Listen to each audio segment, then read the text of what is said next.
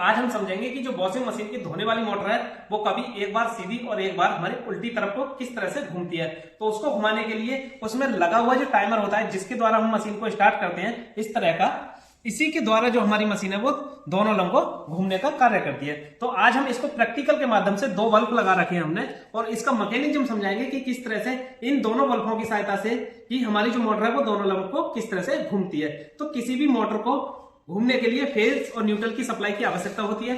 तो जो हमारी वॉशिंग मशीन के अंदर जो मोटर लगी होती है उसका न्यूट्रल की जो सप्लाई होती है वो डायरेक्ट होती है और जो फेज की सप्लाई होती है उस फेज की सप्लाई को ही डिवाइड करके यानी कि उसको डिस्ट्रीब्यूट करके ही हमारी मोटर है दो तरफ को घूमती है। तो उस फेज की जो सप्लाई होती है उसको डिस्ट्रीब्यूट कौन करता है? ये टाइमर का कार्य होता है। ठीक, तो ये फेज को डिस्ट्रीब्यूट किस तरह से करते हैं वो समझते हैं। तो इसके लिए इसके अंदर से कुछ वायर निकले हुए होते हैं इस तरह से। इसके अंदर 3 वायर आपको देखने को मिलेंगे। ये जो ब्लैक वायर है इसके द्वारा ये हमारे फेज सप्लाई को इन कराता है। इस फेज सप्लाई को हमने इस टाइमर के अंदर इन करा दिया। अब ये बारी बारी से ये हमारा रेड वायर में और येलो वायर में बारी बारी से सप्लाई को भेजेगा, जिस कारण से हमारी वॉशिंग मशीन की मोटर एक बार सीधी और एक बार हमारी उल्टी घूमती है। तो इसी को हम प्रैक्टिकल की सहायता से इन बल्बों को लगा करके मैंने आपको दिखाया है कि किस तरह से ये हमारे फेज की सप्लाई को डाइवर्ट करेगा।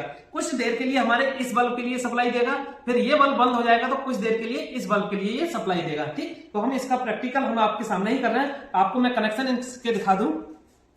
इस जो ब्लैक वायर है इससे हमने इसमें फेज सप्लाई को इन किया और जो रेड वायर है और येलो वायर है इनसे हमारी सप्लाई जो है वो आउट हो गई। तो जो हमारा पीला वाला वायर है ये हमने इस बल्ब पर लगा रखा है और जो हमारा रेड वायर है वो हमने इस बल्ब पर लगा रखा है। जब हमारी पीले वायर में सप्लाई आएगी तो ये बल्ब जलेगा और जब हमारी रेड वायर में सप्लाई आएगी तो ये जलेगा। ठीक, तो हम सिस्टम को स्टार्ट करते हैं। जैसे ही हम मशीन को ऑन करेंगे तो हमारी मशीन किसी भी तरफ को घूमना स्टार्ट हो जाएगी। जैसे ये सप्लाई को बदलेगा उसी प्रकार से हमारे बल्ब जो है वो ऑन ऑफ होंगे। ठीक, जैसे ये बल्ब हमारा ऑन हो गया, अब ये कुछ देर के लिए बंद हो जाएगा तो ये हमारा चालू हो जाएगा। तो इसी तरह से ये टाइमर है, इसी टाइमर की वजह से हमारी जो मोटर है वो कभी एक बार सीधी घूमती है और एक बार हमारी उल्टी घूमती है। तो इस वीडियो को देख करके आप इस टाइमर के बारे में और हमारी मशीन दोनों तरफ को किस तरह से घूमती है बड़ी आसानी से समझ गए होंगे। ऐसे ही नॉलेजफुल वीडियो देखने के लिए हमारे चैनल को सब्सक्राइब कर लें और मिलते हैं किसी नेक्स्ट वीडियो में। तब तक के लिए जय हिंद, जय भारत।